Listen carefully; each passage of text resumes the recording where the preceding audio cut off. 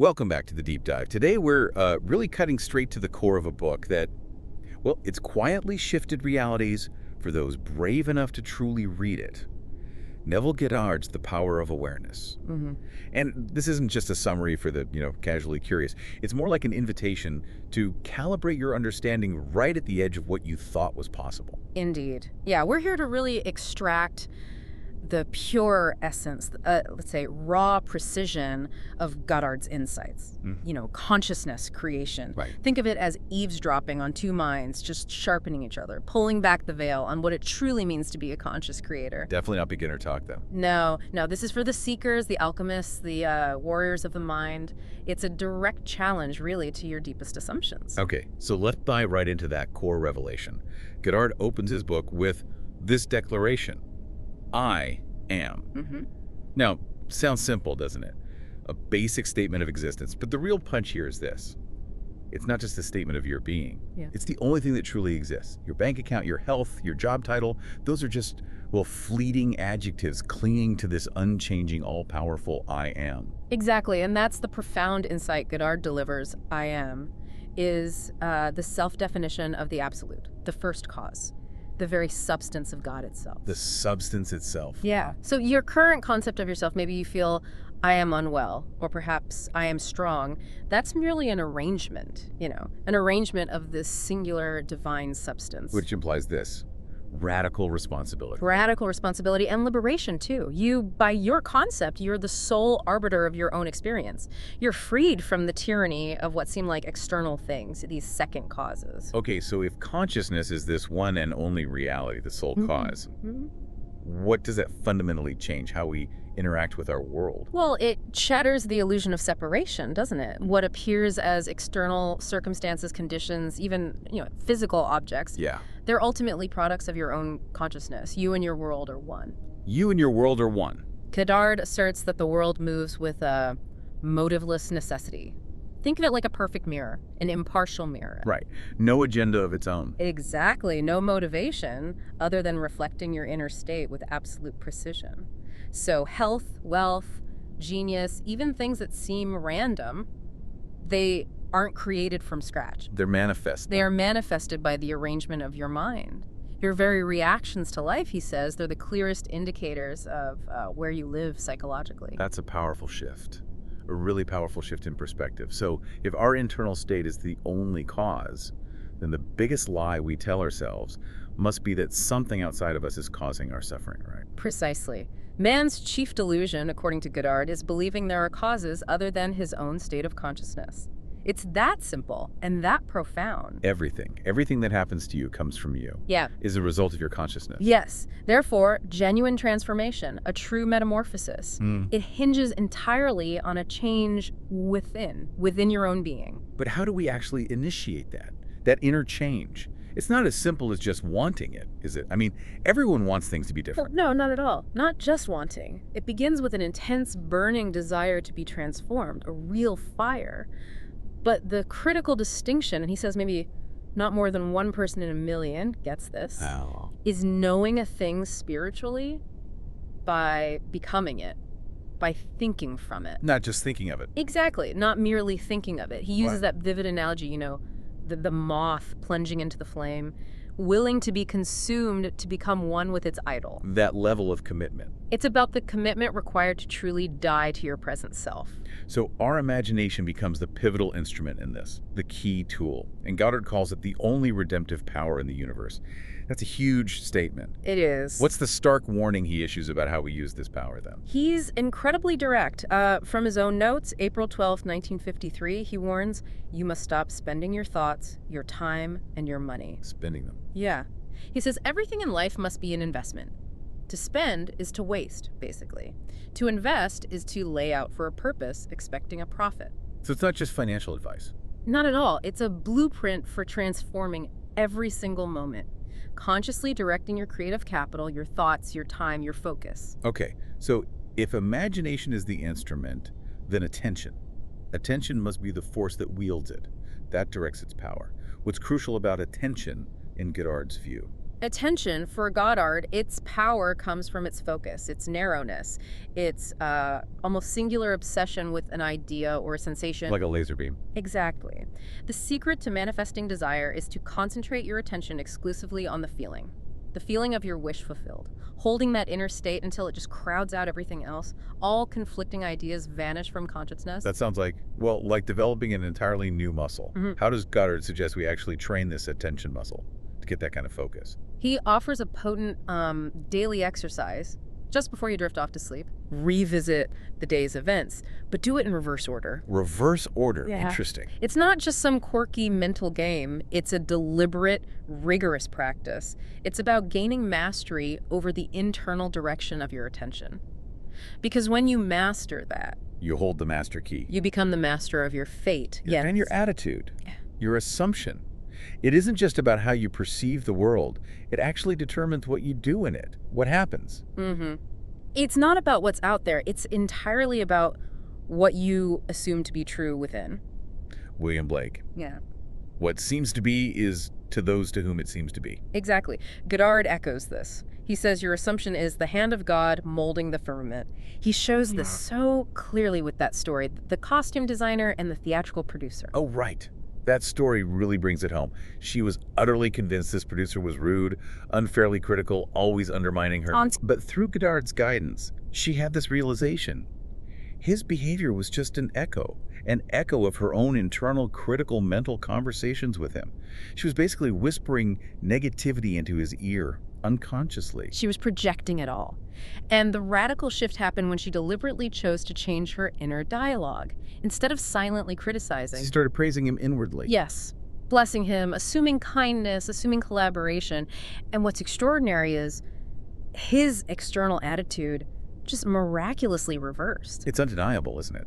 A stark reminder. Others often mirror what we whisper to them in the secret chambers of our own minds. Absolutely. Which leads perfectly into that crucial distinction Goddard makes between resisting evil and renouncing it. We're so conditioned to fight against what we don't want. Right. And to resist is to give it attention. And by giving it attention, you give it reality, you give it power. You make it real. You make it real. But to renounce, that's a fundamental shift. It means entirely withdrawing your attention from what you don't want and giving it completely wholeheartedly to what you do desire. Like pruning a plant. Exactly. It's a form of pruning your imagination, cutting away destructive thoughts, allowing only the beautiful, the desired, to flourish. So it's not just about identifying what we want, it's about claiming it. Goddard says, all is yours. Appropriate it, claim it, assume it. This isn't passive affirmation, is it? What does he mean by this active mental appropriation? Your imagination in this context, it acts like a bridge. It psychologically places you where you are not physically. Okay. Goddard explains it like this. Telling of an event before it occurs physically is simply feeling yourself into the state desired until it has the tone of reality. You literally go to prepare a place for yourself. In consciousness. By fully immersing yourself, embodying the feeling of your wish fulfilled, you create the energetic blueprint first. And this ties into one of the deepest, maybe most mind-bending concepts in the book, that creation is finished. It sounds almost counterintuitive, right? We think we're building things anew. It is counterintuitive to our usual way of thinking, but it's transformative when you grasp it. It's not about generating something new from nothing. It's about accessing. It's about manifesting what already exists in an infinite and eternal now.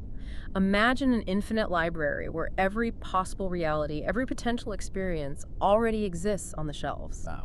Okay. So creativity, then, it isn't about conjuring something new. It's merely a deeper receptiveness, becoming aware of increasing portions of that which is already complete. Which explains things like déjà vu. Precisely. You're simply encountering a part of the finished creation that your consciousness is now aligning with. Your concept of yourself, your dominant state of being, determines your time track, which slice of this finished creation you experience. So if creation is finished, and all possibilities exist, then we truly possess the power of intervention. Goddard says your imagination is the hymn that is able to do exceedingly abundantly above all that we ask or think. And your attention is the power that works within you. This is the mystery, he says, of Christ in you, the hope of glory. Your imagination is the only redemptive power. And when this is truly seen, really grasped, he says, the towers of dogma crumble. Yeah. Which raises a critical question for anyone walking this path. Are you truly steering your ship? Or are you still just, adrift? Reacting. Goddard makes the sharp distinction between attention attracted from without, just pulled around by external things, impressions, reactions, Right. and attention directed from within. A deliberate, conscious choice. Your entire capacity to change your future, he argues, depends entirely on mastering the latter. Directing it from within. He challenges you. Withdraw attention from the objective world daily. Focus it subjectively. The day you achieve this internal control, he says, you are truly master of your fate. And then comes acceptance. Our outer physical events, he calls them the fruit of forgotten blossom times. Yes. Results of previous states of consciousness, often ones we've completely forgotten about. So when you become completely absorbed in an emotional state, assuming the feeling of the wish fulfilled, that's your creative power in action. That is the creative act. And the shock, as he calls it, of returning to the objective world only to find it hasn't caught up yet. Yeah, that feeling of it didn't work. Right. That's not failure. It's actually, paradoxically, a sign it is working. It's a reversal of your time sense, setting the stage, the energetic conditions for the physical manifestation, this acceptance of the inner reality as the reality. That's the key to the kingdom of heaven. He brings in physics here too, doesn't he? The principle of least action. He does. Maximum result, minimum energy, minimum time, and the psychological equivalent in manifestation. Mere assumption. Mere assumption. It works by attention, yes, but minus effort, effortlessness. You hurry without haste and reach your goal without effort. This idea of effortlessness, it can be perplexing for people, can't it? We're so used to working hard for everything. Yeah. How can it be effortless when there's also this talk of burning desire and disciplined imagination? Because creation is finished. Your desire already exists. It's just excluded from your current view because you can only perceive the contents of your present consciousness. Assumption doesn't create it from scratch. It simply calls back that excluded view. It retrieves it. It's seeing with the eye of God, i.e. imagination. The end of longing should be being. Exactly. Translate your dream into being. Any other approach, just wishing or hoping, he calls it futile daydreaming. And this connects powerfully to personal impotence, which sounds like a surrender of power, but Goddard flips it, doesn't he? He does. You cannot force anything into being because creation is finished. You can't make magnetism, can you? You can only display it by conforming to its laws. Right. Similarly, you can't create or change the law of assumption. You can only yield to it, conform to it. True power, then. It comes not from brute force, but from willingly identifying yourself with what you most desire, knowing it will find expression through you. It's a surrender to the law, which paradoxically unlocks your real power. So the call to action from Goddard is crystal clear. Be ye doers of the word and not hearers only. And the word here, that's your idea, your desire. Your idea, your concept, your desire, yes. And to be a doer means to persist in the assumption that your desire is already fulfilled. You keep that feeling constantly alive, make it your dominant state, your home base. Or talent. Yeah. The one you mustn't let wither is that power to consciously determine your assumption. That's the core talent. And to do, you must first be. That's the fundamental sequence. Okay. And Goddard distills the successful use of this law into 3 essentials. What are they? Right. First, intense burning desire. He likens it to the psalmist, as the heart panteth after the water brooks. That deep spiritual thirst for the state desired. A real longing. A real soul-deep longing. Second, physical immobility. A state like sleep, where your physical senses are shut off from the objective world. This boosts concentration, stops external noise interfering. Getting quiet. Getting quiet inside and out. And third, experiencing in imagination, actually thinking from the end, making it pleasurable, surrendering completely to the feeling of the wish fulfilled. The secret, he says, is to enjoy being it. Enjoy the feeling now. And this aligns perfectly with his psychological take on righteousness. It's not about morals in the usual sense. Not at all. Righteousness, for Goddard, is simply the consciousness of already being what you want to be. And sin. Sin is simply missing the mark, failing to attain your desire. So you're saved from sinning, not by following external codes, but by succeeding. By true righteousness, by Yeah. successfully applying the law of assumption to change your state. It's about getting beyond the righteousness of the scribes and Pharisees, his term for those stuck on outer appearances and rules, and entering the awareness that the kingdom of God, your I am, is within you. Okay, let's talk free will, because Goddard drops another truth bomb here that really makes you pause. Oh, yeah. He states you have infinite free will, but only in choosing your assumption. Only in the choosing. Only in the choosing. Once the assumption is chosen and felt as real, he says you have absolutely no power to determine the how, the conditions, the events that follow. Everything happens automatically. Automatically. Free will ends at the selection of the idea. And this, he suggests, is the deep meaning behind not my will, but thine be done. It's not I will be, it's I am.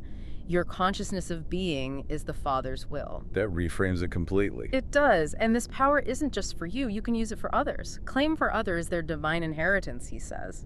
By seeing only their good, assuming the best for them, you become their prophet, their healer. This relentless focus, it brings us to persistence. It's not enough to feel your prayer answered just once, is it? You have to persist in that state. Absolutely. Those parables he uses, the friend banging on the door at midnight, the persistent widow demanding justice. Right, they're about not giving up. They underscore this perfectly. It's the frequency he emphasizes, the frequency with which you occupy the feeling of the wish fulfilled. Not necessarily just sitting there for hours, but returning to it again and again. That's what makes it feel natural, and that naturalness is the secret to success. Okay, but inevitably, people try this and sometimes it doesn't seem to work. The question of failure comes up. If you apply the law faithfully, you feel like you are, and still don't see results. What then? Right, and Goddard addresses this directly. The answer, he says, is the most important factor. The time it takes your assumption to become fact. It's directly proportionate to the naturalness of your feeling of already being what you want to be. The naturalness. So the secret of failure isn't that the law is flawed. Never. It's that it doesn't feel natural to you yet. You can't just decide to run a marathon tomorrow if running doesn't feel natural, even if you imagine crossing the finish line perfectly. Exactly. But, and this is key, by persistently filling your consciousness with that imagination, with that feeling, it becomes natural over time. It rewires you. It does. So failure isn't a refutation of the law. It's just an indication, as he puts it, of some error or weakness in your consciousness. The law itself, that an assumption, if persisted in, will harden into fact that remains immutable, unshakable. Which brings us neatly to faith. The substance of things hoped for, the evidence of things not seen. How does Goddard frame faith? For Goddard, faith isn't blind belief. It's not wishful thinking. It's an activity of your own consciousness. It's a deep-seated awareness, a knowing that what you hope for has substance, that it is real and attainable now. So a lack of faith isn't just disbelief. No, it's an active denial of the reality of your desire. And that, he says, leads to perpetual failure because you're denying the very foundation you need to build upon. And then there is destiny. This idea that you are creating your destiny every single moment, whether you're conscious of it or not. Constantly. And when you truly grasp this law, the knowledge that you are the sole creator of your experiences, it transforms you. You become a much keener observer of yourself, of life. It deepens your appreciation for the whole grandeur of it all. You're destined to rise to higher states, consciously creating your successive destinies. Yes. And Goddard positions this deep dive into the power of awareness, this understanding, as the master key, the key to achieving your highest destiny. As he loved to say, make believe great wonders are possible. And finally, the crown of all these mysteries, reverence. Reverence, yes. The most wonderful fact in all creation, Goddard insists, going right back to the first chapter, is the truth. You are God. You are the I am that I am. You are consciousness. You are the creator.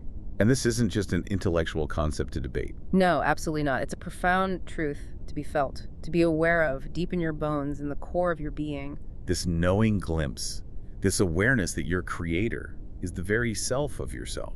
Goddard says it must fill your heart with perpetual reverence, devotion, adoration. And when your feeling of reverence is most intense, he says that's when you are closest to God. And when you are close to God, your life is richest. Your manifestations become effortless, natural expressions of that closeness. So you stand at the precipice of this truth, really. You are the I am. You are the architect of your own reality. Limited only by the discipline of your imagination and the naturalness of your assumptions. This isn't just philosophy. It feels like a direct operational manual for consciousness itself. It really is. And the ultimate question for you, the listener, the seeker, the alchemist, the warrior, it isn't really what will you do, is it? It's what will you be? What state will you occupy? Exactly. If all of creation already exists and your assumption determines which portion you experience, then what does it mean to wield this power? Not just for personal desires, maybe, but for the collective unfolding of this infinite eternal now. How will you build your world? What new mansions, as Goddard calls them, will you now consciously choose to inhabit? A lot to contemplate there. The deep dive into awareness, it continues, always, within you.